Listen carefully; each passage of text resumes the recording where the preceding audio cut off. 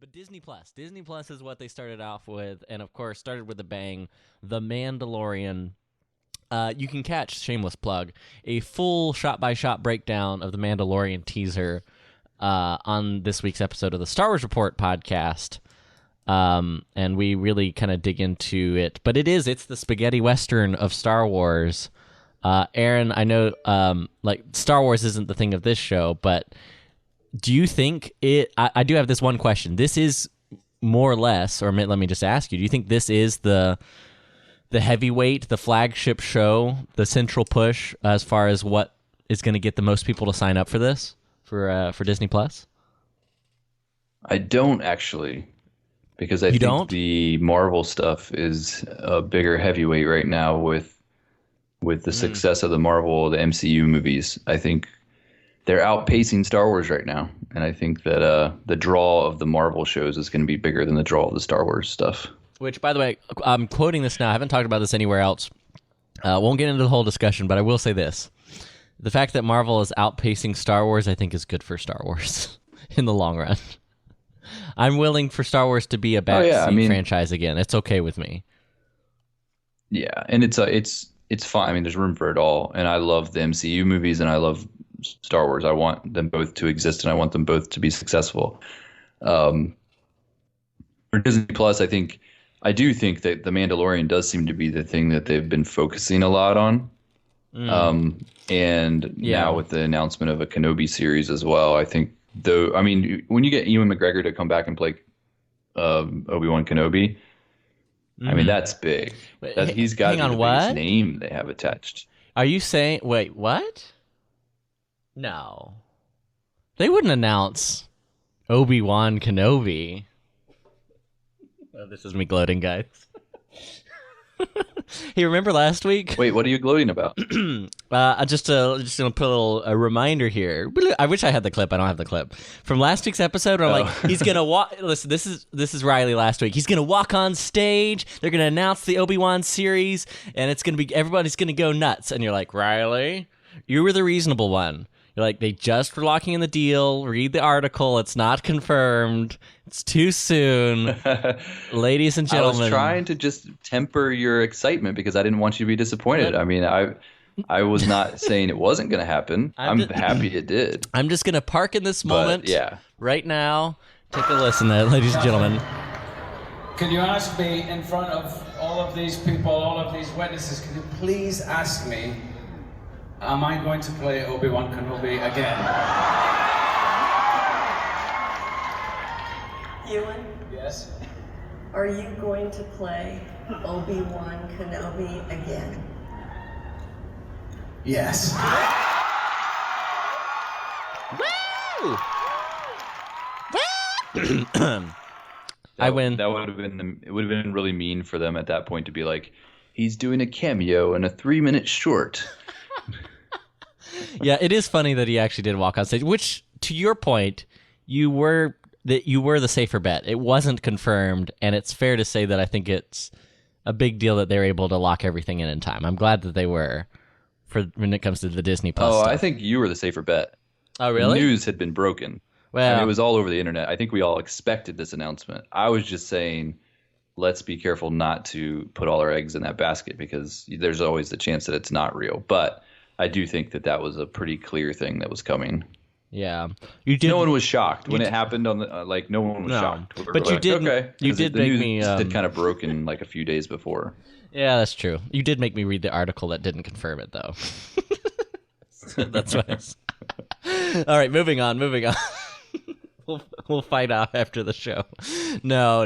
It is Star Wars. While I think what will end up being the big pull for Disney is the Marvel stuff. The fact that The Mandalorian is what we got the trailer of. We didn't get a Loki trailer. We didn't get what were the other shows?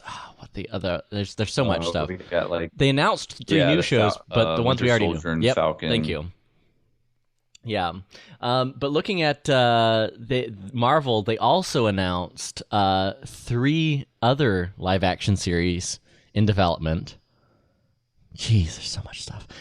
Ms. Marvel, Moon Knight, and She-Hulk.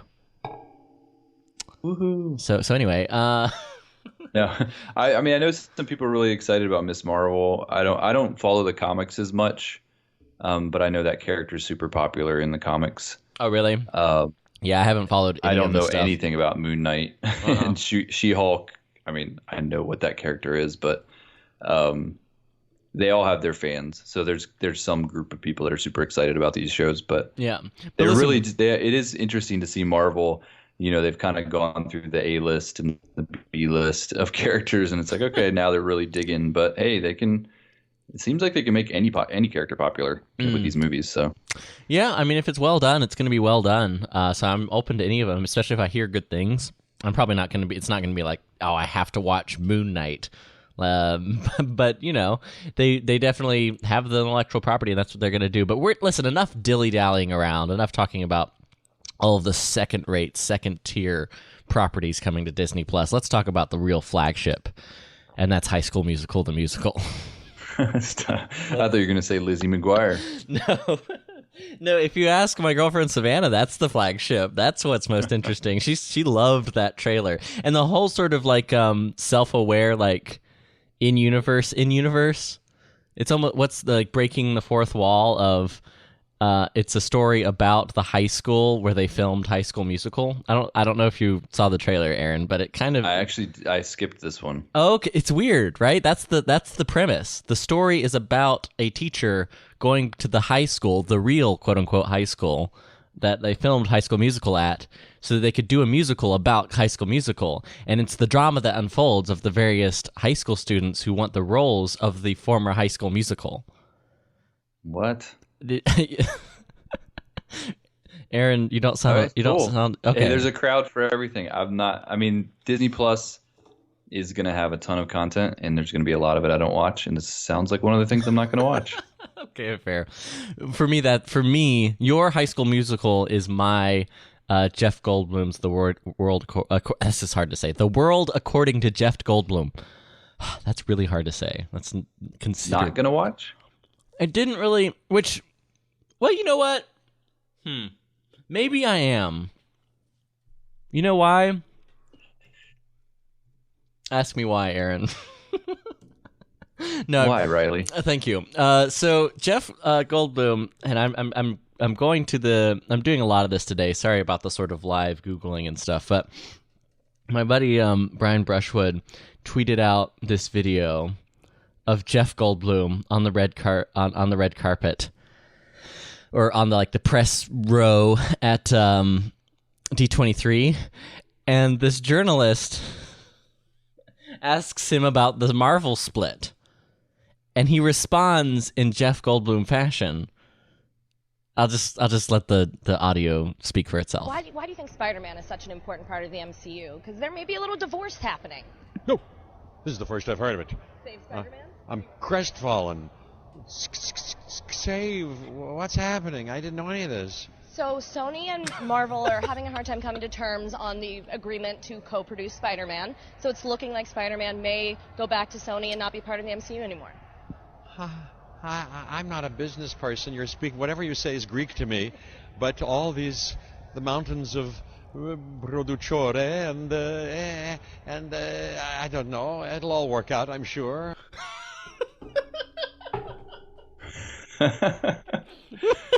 You don't want an entire show about or with that guy? You don't want to listen to that rambling for an hour? What you're speaking is Greek. It's like, no.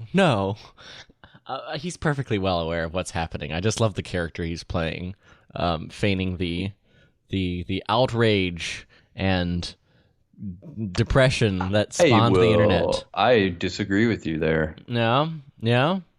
I think he's disconnected to that. You think this is? You don't think this is I've like seen a him in bit? enough interviews. Mm-hmm. I think he puts on a little bit of that personality, but I do think that's pretty much how he is. I don't have ever seen him break it. He's every interview I've ever seen him in, he's that same way. I think it's just how he is. Could be. I just love it. That man is a national treasure.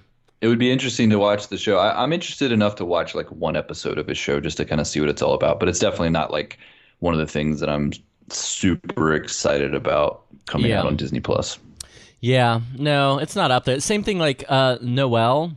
I'm a sucker for like a good Christmas movie, but Anna Kendrick, Bill Hader, and Billy Eichner, my new favorite human being on the planet, Billy Eichner, are starring in Noelle, which is their own kind of original Christmas movie. So that kind of carving out the Hallmark Channel corner of Disney Plus, I guess, is kind of what it reminds me of.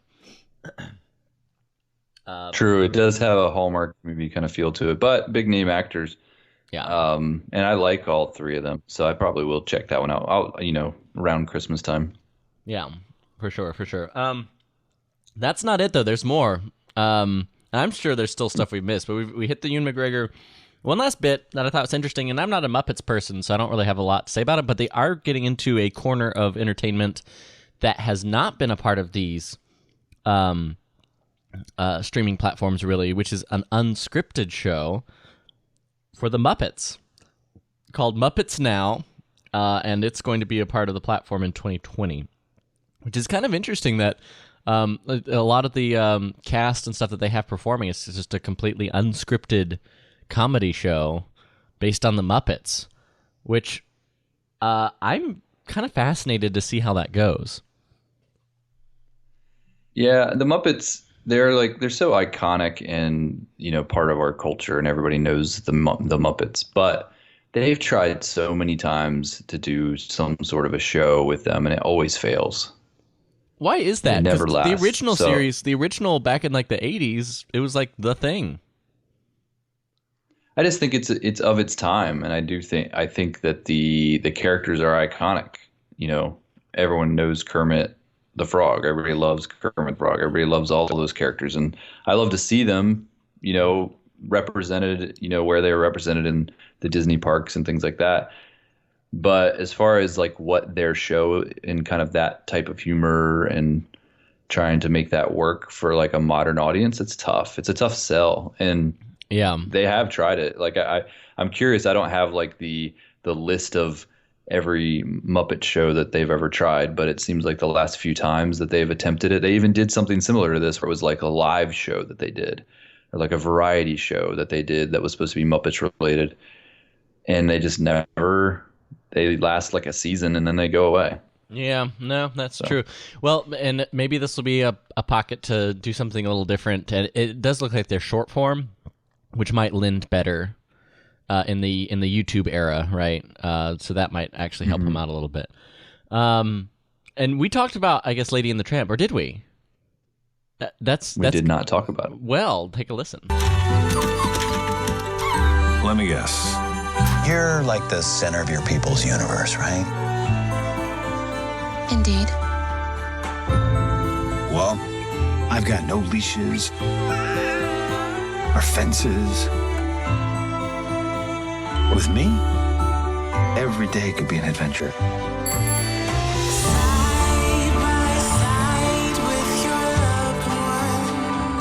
It's the live-action Lady and the Tramp, but coming to a Disney Plus, not to theaters. Interesting. Yeah, I was not tracking. You've seen this. that one, right? Yeah, I'd seen the trailer. I wasn't tracking that this was happening though, until the trailer came out. I know you have gaps in your animated film history. Have you watched the animated version? Yes, but that is I saw it like once as a kid. It's not been a part of any of the recent like Disney movie nights or anything like that. This was one that I definitely grew up with and was on quite a bit growing up, and it's a super old movie. I mean, it's like 1955, I think. Yep. But yeah, for whatever reason, this was one that was on rotation when I was a kid, so I know the movie very well. But I didn't think when I heard the announcement that there was going to be a live action series, I was just kind of like, I don't know if that would have been at the top of my list. But now I watched the trailer and I was just kind of like, it's always the music that gets me. Yeah, you hear that familiar music, and then it brings all the nostalgia. Like, take a listen right at the end here. Okay, now I'm suddenly excited for this. Yeah, listen right at the end of the trailer here. Wow,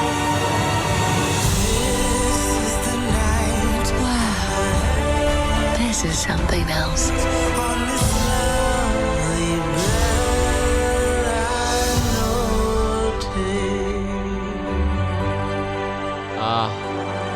Listen to that beautiful sound. That's the sound of Aaron being sold. On the